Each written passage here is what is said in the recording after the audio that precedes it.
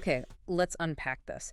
What if the path, to both financial and time freedom, what if it's maybe staring you right in the face?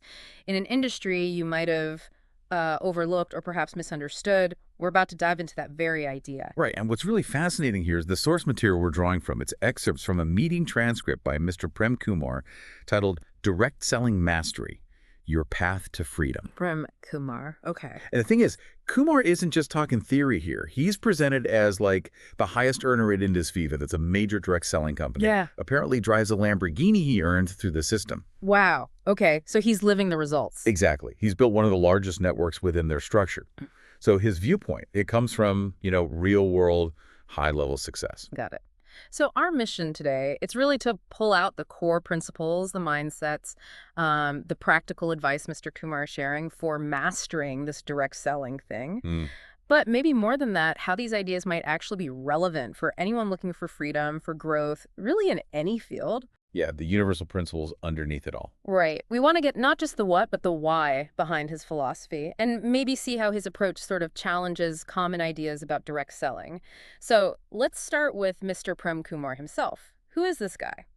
The material highlights him as a Royal Black Diamond Ambassador, highest earner at Indus Viva. That sounds like a top-tier position. Definitely. He's apparently achieved 14 out of 16 of their top ranks.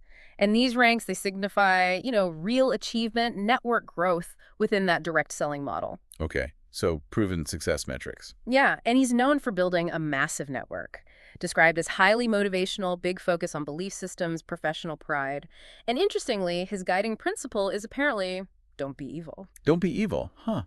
That's unexpected, maybe, for a top business leader in this space. It adds a layer. It does. And this context, it's pretty crucial, right?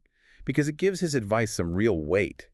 He really seems to hammer home these foundations: belief, the right mindset, having genuine professional pride in what you do. And he uses storytelling. Yeah, known for clear, emotionally powerful storytelling. That's probably why his message connects so well. It makes the insight stick. And it seems like this deep dive is happening just as he's launching something new. Right. He's kicking off what's called Webathon Season 14. Yeah. And the focus is exactly this: how to become, in his words, legendary performers, and how to build these large organizations basically from scratch in direct selling. Okay, so he's actively teaching this stuff now. Yeah, he's designed this whole direct selling mastery series. It's meant to cover everything, from the absolute basics right up to the advanced levels, a full journey. And a core belief seems to be about learning first. He says, only the best follower turns out to be the best leader. Leadership through followership first. And also, only a very good student, a disciplined student, becomes a master of the subject. Yeah, it really makes you think, doesn't it? What does being the best student actually look like in your own work, your own life? Yeah, that principle applies anywhere. Now, let's shift a bit. In direct selling, or really any field where you're talking to people, there's this challenge, right? You need to answer questions. You need to, as he puts it, open closed doors, turn a no into a yes. It's fundamentally a conversation-based business. That's how he frames it. And it evolves, he says, into powerful communication, eventually becoming a lifetime commercial activity. Powerful communication. Okay. And this leads him to a really critical point, especially today. He says, today's age is called the age of information. I mean, think about all the knowledge in the world. It's right there. Google, YouTube, CEO speeches, government rules. It's all available. Instantly available, yeah. Which brings us to this really sharp question he poses. Does having all this information actually make businesses faster, more successful? What does he think? His answer is a clear no. Really? Just flat out no? Yep. And here's the powerful insight, the nugget. Success isn't just about knowledge. It's knowledge and, more than that, the understanding of how to use that knowledge correctly at the right time. The application. Exactly. He says, right, so this is called smartness. And he puts it very directly. Knowledge which you cannot use at the right time becomes garbage. Garbage. Wow. Okay, so it's not about hoarding information, it's about deploying it effectively. It's like you need to understand the person you're talking to, their needs, their level, not just spout facts about the industry. Precisely. It's strategic application. Context matters. Okay. Tailoring the knowledge. And that connects to mindset, which is another huge theme for him. Right. How so? Well, he points out that a lot of people jump into something like direct selling without really getting why they're doing it.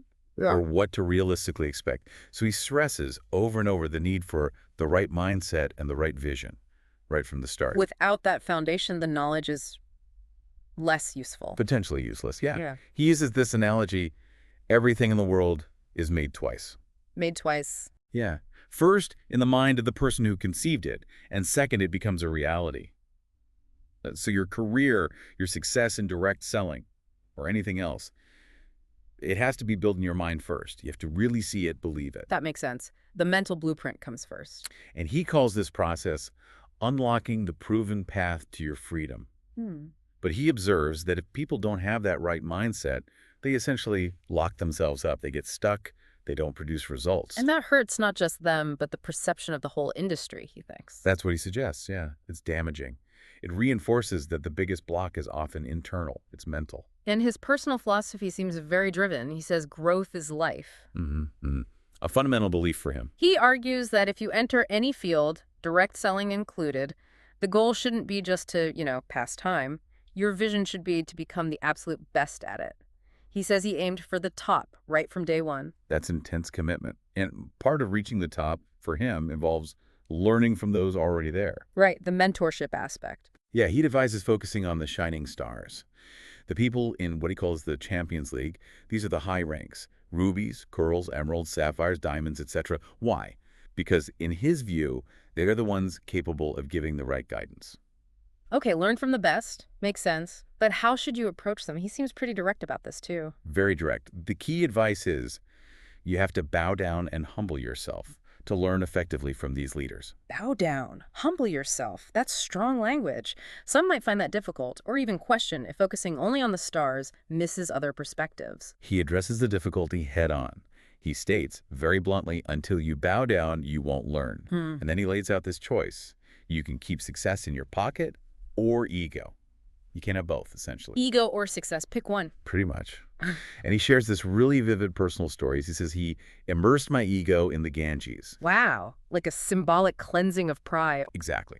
A powerful image. And he claims that once he did that, success, money, respect, blessings, it all started flowing to him. Now, you're right, translating that level of humility into action, that can be a huge challenge for people, especially in business where ego can sometimes feel like fuel. It's a fascinating tension. Okay, so we've talked about the mindset, the learning, the humility. But let's get to the payoff. What are the big rewards he emphasizes? What does all this mastery lead to, according to him? He's very clear on the two ultimate freedoms he believes this path unlocks: time freedom and financial freedom. The big two. Let's start with time freedom. How does he describe that? He says he's simply not trapped in the routine of waking up in the morning and reporting to work at 9 a.m. Because, as he puts it very personally, I was not born to do a job. I was born to live my life. That's a powerful statement about autonomy. It really is. He even has this playful thing about wearing a watch. If someone asks the time, he just smiles and says, it's a good time. Huh. Okay, so total command over his schedule. That's the idea. And then there's the other side of the coin, financial freedom. Right. What's his take on money? He acknowledges, money isn't everything, but then he asserts pretty strongly that money is the cure for 99% of your problems. 99%. Okay, he's not shy about its importance. Not at all. And he links the two freedoms together with this great analogy. He calls it a buy one, get one free deal. Buy one, get one free. How does that work? He says, the day you achieve financial freedom, its twin brother or twin sister, call it time freedom, you will also get it at the same time. So financial freedom enables time freedom. They arrive together. That's his argument. And he states, quite definitively, that he has fully and thoroughly achieved both of them. And the result, he says it leads to a life full of happiness. It's a very compelling picture he paints. Makes you wonder why everyone isn't chasing that twin package, as you called it earlier. It really does. Now, what's also interesting is how he seems to connect his personal success to a bigger purpose. It's not just about him getting free. He wants to spread this message, help others achieve it too, right? Aligning with his company's goal of creating 1,000 millionaires. Exactly. And this is where his approach gets, well, almost spiritual, you could say. It's quite unique. Direct selling can sometimes have, let's say, a mixed reputation. Schemes, pressure tactics. Right, the negative stereotypes. Kumar tackles that head on. He talks about specifically avoiding things like just making members, trapping people, schemes, scams, catching people.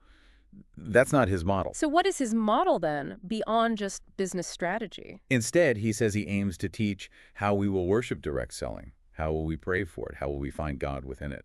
He actually uses the phrase, the spiritual aspect of direct selling. Wow, okay. Worship direct selling, find God within it. That sounds unconventional for business advice. What does he mean by that? Is it about ethics or something deeper? It seems to be about the underlying intention and the potential for positive impact. He sort of clarifies it with this philosophy he shares. If you wish well for another person, what better thought could there be on this earth? Okay, so focusing on genuinely wanting good for others. Yes. And he continues, and we will find that thought within direct selling, then it will become a temple for you. Hmm. So he's reframing the activity. If your core intent is genuinely helping others achieve freedom and well-being through this vehicle, then the business itself becomes something sacred, like a temple. That transforms it from a transaction into something more meaningful, more altruistic almost. That seems to be the core of his spiritual aspect. Okay, so let's try to wrap up the key insights from this deep dive into Mr. Prem Kumar's philosophy.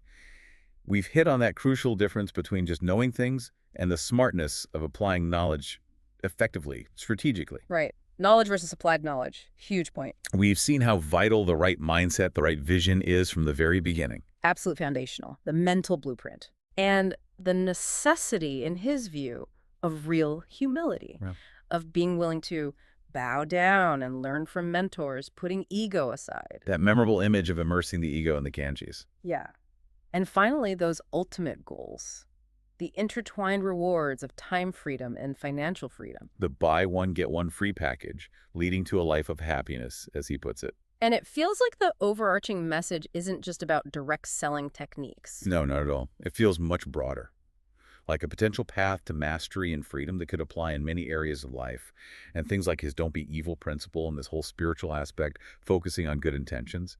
It really elevates the conversation beyond just tactics. It pushes towards more ethical, maybe even profound way to approach growth and helping others succeed. Definitely. Which brings us to a final thought for you, our listener, to maybe chew on. If, as Mr. Kumar suggests, life is fundamentally about growth, and if everything we create is made twice first in the mind, then in reality, it makes you ask, what kind of temple are you building right now with your own mindset? And what kind of freedom are you truly setting out to unlock for yourself?